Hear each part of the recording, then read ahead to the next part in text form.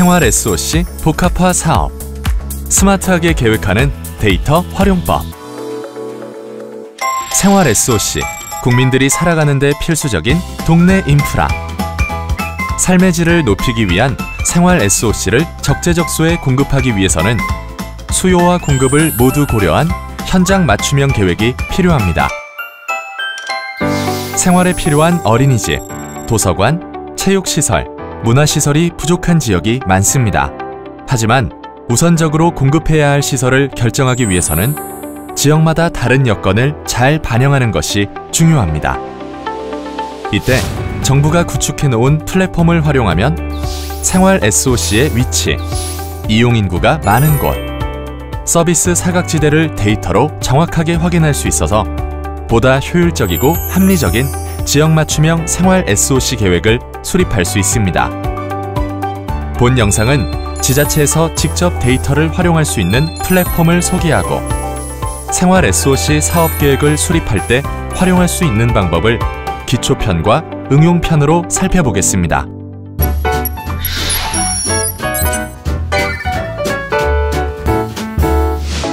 국토정보 플랫폼.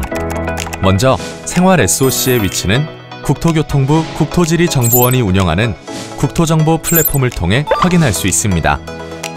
국토계획 및 정책 수립에 필요한 인구, 사회, 문화, 토지 이용, 생활 SOC 접근성, 서비스 인구 등을 500m 이하의 상세한 격자 단위와 행정동, 시군구 단위의 국토 통계 지도로 이용할 수 있습니다. 국유 재산 포털과 V월드. 부지 선정 단계에서는 기획재정부 산하 한국재정정보원이 운영하는 국유재산 포털을 이용하여 국공유 재산의 현황과 통계를 이용할 수 있습니다.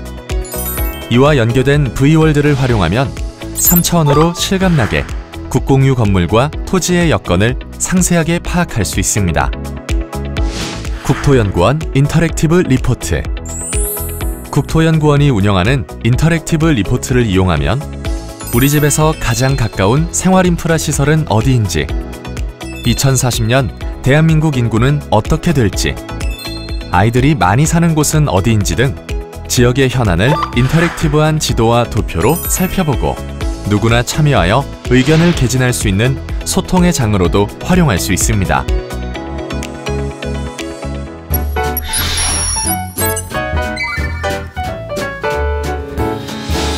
자, 그럼 생활 SOC 복합화 가이드라인 중 어떤 단계에서 데이터를 활용하여 효과적으로 사업계획서를 작성할 수 있는지 살펴볼까요? 1단계, 부지 확보 및 여건 조사. 4단계, 유사 사업 및 중복시설 유무 검토. 5단계, 이용 수요의 적정성. 6단계, 서비스 사각지역 취약인구 고려. 이렇게 4가지 단계에서 데이터를 효과적으로 활용할 수 있습니다. 부지 확보 및 지역 여건 조사하기. 첫 단계로 생활 SOC 시설을 유치할 수 있는 적정한 부지를 국공유지 중에서 찾을 경우 이 나라재산 국유재산 포털을 이용해서 국공유 건물, 토지의 위치, 기본 현황을 확인할 수 있습니다. 이와 연계된 V월드를 이용하면 3차원으로 부지 주변의 여건을 현장감 있게 확인할 수 있습니다. 이때 사업 후보지의 특징과 주변의 토지 이용 현황을 이미지로 저장하여 사업 신청서에 수록할 수 있습니다. 생활 SOC 위치와 유사 사업 및 중복시설 확인하기. 국토정보 플랫폼의 국토통계 지도를 활용하여 생활 SOC 시설의 위치와 주변에 있는 유사 시설의 위치를 확인할 수 있습니다. 후보지를 기준으로 일정 거리 범위를 설정하여 해당 지역에 시설이 없어 시설 공급이 필요하다는 현황을 사업 신청서에 수록합니다. 이때 지역마다 데이터 조사 시점의 차이로 인해 최근에 완공되었거나 준공 중이거나 준공 예정인 시설은 국토통계 지도에서 확인되지 않을 수 있습니다. 이와 같은 경우에는 관련 부서에 사업 자료를 요청하여 별도로 지도에 표시해서 제출합니다. 사업 후보지 주변, 이용 수요 규모 확인하기. 다음으로 신청하는 생활 SOC의 잠재 이용 수요를 알아보기 위해 사업 후보지 주변의 인구 규모를 확인해 봅니다. 국토정보 플랫폼은 100m, 250m, 500m 격자, 법정동, 통계 기초구 등 다양한 공간 단위의 인구 지표를 제공하고 있으며 유아인구, 고령인구, 연령대별 데이터도 활용할 수 있기 때문에 시설의 특성을 고려하여 잠재 수요를 파악할 수 있습니다. 특히 격자 단위 인구 데이터는 행정안전부 주민등록상 주소를 기반으로 집계하였기 때문에 행정구역, 집계구 등 제한된 경계에 한정되지 않고 섬세하게 수요 분포를 파악할 수 있다는 장점이 있습니다. 만약 격자 인구 데이터를 다운로드 받아서 사용한다면 GIS 프로그램을 활용하여 다양하게 수요 분포의 특성을 확인할 수 있습니다.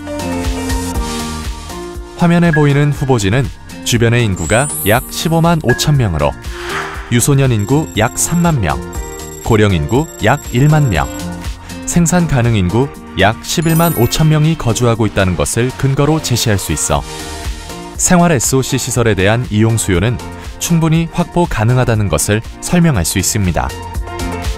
사각지대와 취약인구 확인하기.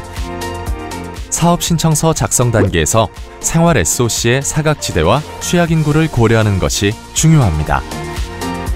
국토정보 플랫폼에서 제공하는 생활 SOC 접근성 지표와 서비스 권역 내 인구 비율 지표는 기초생활 인프라 국가 최저 기준을 고려한 것으로 생활 SOC 시설의 이용이 양호하거나 열악한 곳은 어디인지, 시설을 이용하기 위한 접근 거리가 얼마인지, 시설을 이용하거나 이용하지 못하는 인구 비율은 어느 정도인지 확인할 수 있습니다.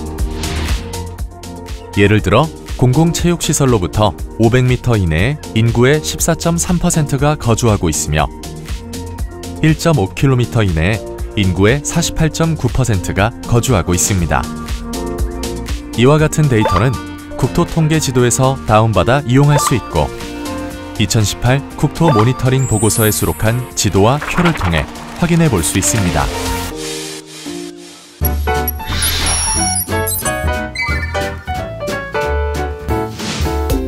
이제 지역 주민들과 생활 SOC 여건에 맞는 생활 취약도 개선 목표를 설정하거나 현장 수요를 반영하여 생활 SOC 사업 계획서를 보다 효과적으로 작성하는 방법을 살펴보겠습니다. 우리 동네 생활 SOC 현재와 미래. 국토연구원이 제작한 인터랙티브 리포트는 연구자들이 분석한 결과를 사용자가 궁금한 지역과 내용에 관해 직접 확인하며 학습하고 탐색하는 기능을 제공합니다. 우리 집에서 가까운 생활시설은 어디? 리포트에서는 보육, 교육시설, 노인여가 복지시설, 공연 문화시설, 체육시설, 공원, 도서관 등 9가지 생활 SOC 시설의 위치, 접근성, 인구 규모를 종합적으로 확인할 수 있습니다.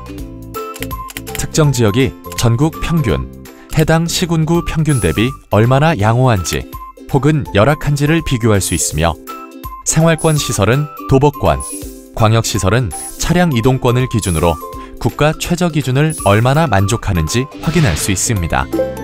예를 들어 이 지역은 어린이집, 노인여가 복지시설, 공공체육시설, 도서관 모두 해당 시군의 평균이 미치지 못하는 열악한 지역임을 알 수 있습니다. 2040년 대한민국 인구 트렌드 리포트는 우리 지역의 격자별 인구 규모와 연령 구조를 토대로 2040 장래 인구와 인구 감소율을 예측한 내용으로 인구 측면에서 생활 SOC의 필요성, 시급성 등을 설명하는 데 활용할 수 있습니다. 생활 취약도 개선 목표를 설정하고 주민과 공감하기.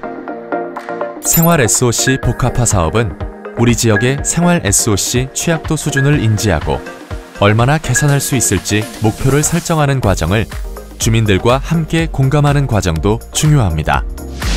예를 들어 K시의 경우 공공도서관이 1개, 총 인구는 약 14만 명, 공공도서관으로부터 도보권인 750m 이내에 거주하는 인구의 비율은 1.23%입니다. 우리 지역 주민들이 보다 편리하게 공공도서관을 이용할 수 있도록 수의 인구를 확대하겠다라는 목표를 설정하였다고 가정해봅니다. 사업 후보지의 위치와 규모는 사업비와 관련이 되기 때문에 대안을 신중하게 검토해야 합니다. 후보지 1에 도보권에 작은 도서관을 설치할 경우 K시내 수혜 인구 비율은 현재에 비해 1.75%포인트 증가하고 3km 정도의 배후까지 고려한 규모의 도서관을 설치한다면 수혜 인구 비율은 4.04%포인트 증가할 것으로 예상됩니다. 후보지 2에 도보권에 작은 도서관을 설치한다면 수혜 인구 비율이 15.04%포인트 증가하고 중규모 도서관을 설치한다면 수혜 인구 비율이 21.17%포인트 증가하는 개선 효과가 예상됩니다. 이와 같이 후보지별로 목표 달성도의 차이를 검토하면서 사업지를 결정해 갈 수 있습니다. 끝으로 생활 SOC 복합화 계획을 수립할 때 데이터를 활용한 생활 SOC에 대한 수요와 공급 현황, 효과적인 후보지 도출도 중요하지만 현지 여건과 주민들의 의견을 충분히 반영한 프로그램의 선정, 운영 계획을 담아 계획의 실현 가능성을 높이는 것도 중요합니다.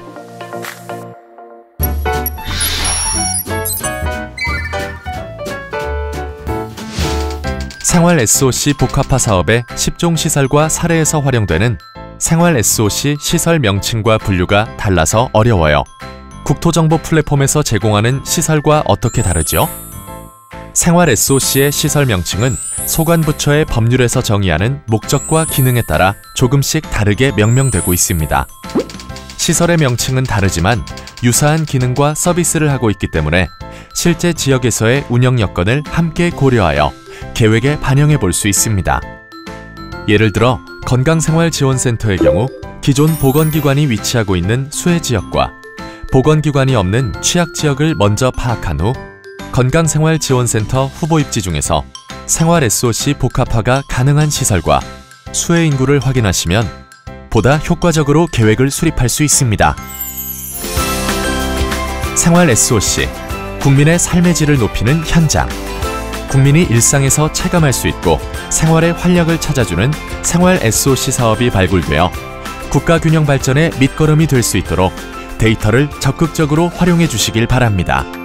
감사합니다.